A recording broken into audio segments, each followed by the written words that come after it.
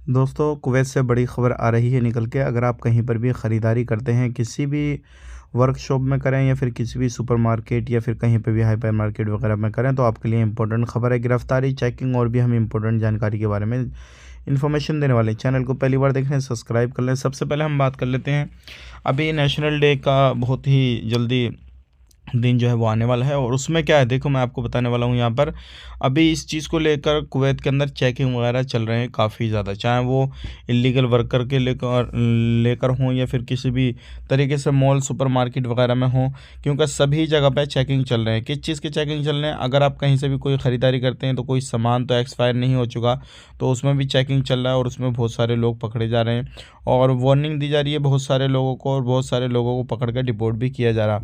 और जो लोग इलीगल हैं कुवैत के अंदर, किसी भी तरीके से एक्टिविटी कर रहे हैं इलीगल, चाहे वो काम धंधा कर रहे हैं, कुछ और भी कर रहे हैं, अगर उनके पास में अपना सिविल आईडी कार्ड नहीं है तो ऐसे लोगों के ऊपर कानूनी कार्रवाई की जा रही है। ध्यान रखें, अभी कुवैत में बहुत ही जल्दी जो है एक सिस्टम और लागू होने वाला है, जिससे आप कहीं पर भी रहते हैं किसी भी तरीके से, तो आपको बिना परमिशन के या बिना सिविल आईडी कार्ड के कहीं पे भी रिहाइश नहीं मिलेगी। और फिलहाल में भी यही सारी चीज़ें हैं।